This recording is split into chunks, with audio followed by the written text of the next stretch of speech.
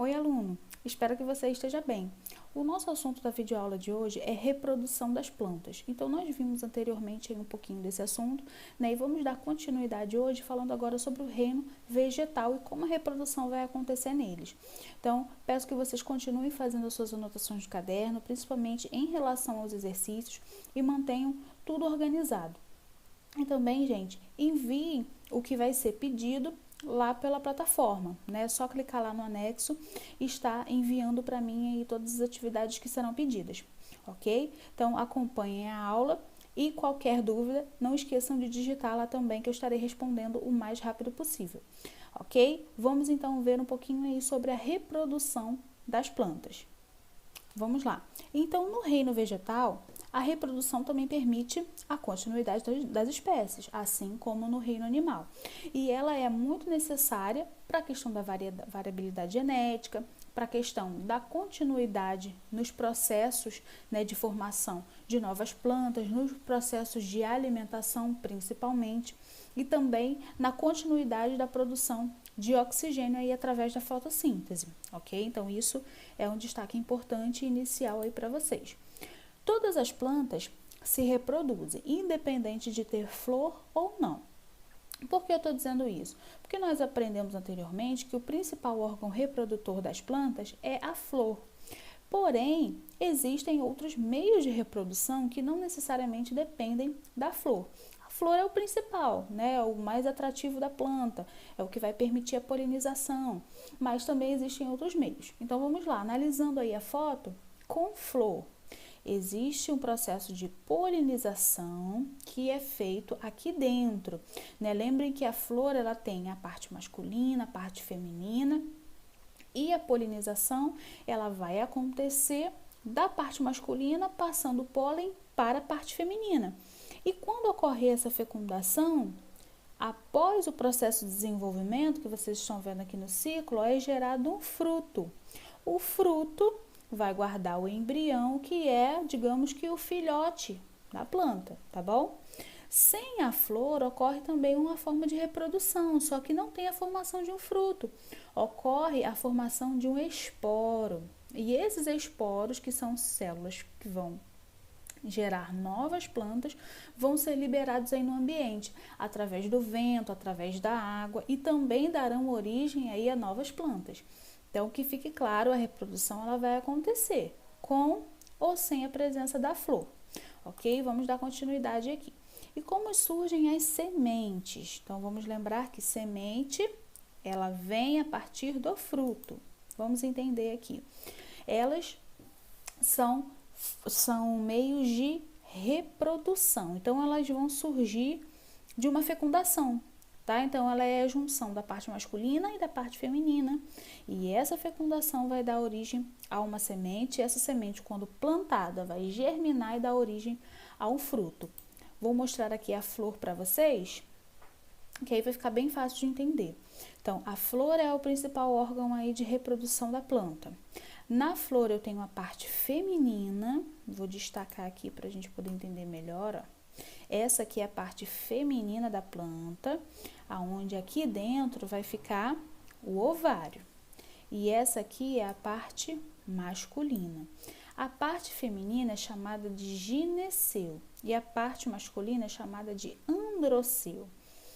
Nesse androceu, o nome dessa estrutura aqui é estame, tá, gente? Nesse androceu são produzidos pólens. Pólenzinho, aquele pigmento, aquele grãozinho, né, amarelinho que fica lá na flor. Esse pólen tem como objetivo, ó, chegar aqui dentro da parte feminina dessa flor ou de outra flor, né? De outra flor da mesma espécie, tá, gente? Tem que ser do mesmo tipo de planta. Então, ele tem que chegar aqui, entrar na parte feminina, o grãozinho de pólen, e encontrar aqui dentro do ovário a célula feminina da planta. Quando isso acontecer, vai haver uma fecundação. Acontecendo uma fecundação, passado o período, né, de desenvolvimento, vai haver a presença de um fruto, ok? Vamos ver aqui mais na frente como ele vai se estabelecer, ó. Masculino, toda a parte destacada. Aqui é a antera, o filete, é o estame, aqui que vai ser produzido o pólen. E aqui a parte feminina. Dentro aqui um ovário, e esse pólen que é produzido aqui, ele tem que chegar aqui dentro para haver uma fecundação, tá bom? Vamos lá. Conjunto de estames, androceu, como eu falei para vocês. Conjunto de carpelos, gineceu. Androceu, a parte masculina, gineceu, a parte feminina, tá bom? Guardem isso aí também. Seguindo aqui a nossa explicação. Como essas células se encontram, essas células que estão lá na parte masculina e feminina? Então, nós temos um processo aí de polinização. A polinização pode ser direta ou pode ser cruzada. Então, na direta, automaticamente, né, esse pólen que está aqui na parte masculina vai cair aqui, ó, pelo gineceu e vai encontrar a parte feminina aqui dentro. Essa é a polinização direta. A cruzada é quando o pólen cai em uma outra flor, mas através de eventos externos, como o vento, a água, os insetos, principalmente as abelhas, tá? Então, a perpetuação da espécie de plantas ocorre em tanta larga escala, principalmente por causa dos insetos. A abelha é um deles. Então, elas vão estar ajudando aí nessa fecundação cruzada. Então, vários agentes da natureza, vários fenômenos da natureza ajudam aí nesse tipo de fecundação, tá? Ou polinização, que seria o nome mais correto. Então, aqui, ó, o passo a passo. O estigma produz um açúcar, ele fixa ao grão de pólen e esse grãozinho vai passar pelo tubo polínico, aqui, ó. O grão de pólen chegou no tubo polínico, vai descendo aqui, ó, a célula reprodutora vai descendo. Passando pelo tubo polínico, ele vai encontrar com quem? Com o óvulo aqui dentro. E aí a fecundação acontece, ok? Então, aqui eu tenho a parte masculina e a partir dessa parte masculina eu tenho a formação de um embrião. Eu tenho o fruto se desenvolvendo e dentro desse fruto haverão as sementes. E são essas sementes que vão conter o embrião. Esse embrião vai dar origem a uma nova planta. Então, aqui, ó, todo o processo também acontecendo. A flor, formação dessa flor, transformação na fecundação e depois de fecundada, essa flor vai desenvolver o seu ovário, tá? Esse desenvolvimento do ovário é o fruto, que serve tanto de alimento para a gente como de proteção para a semente, ok? É a frutificação. E como essas sementes elas vão se dispersar?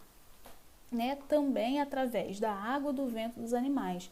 Lembra que pela quantidade de espaço que essa semente conseguir se dispersar, é a região que ela vai conseguir dominar para a reprodução dessa planta.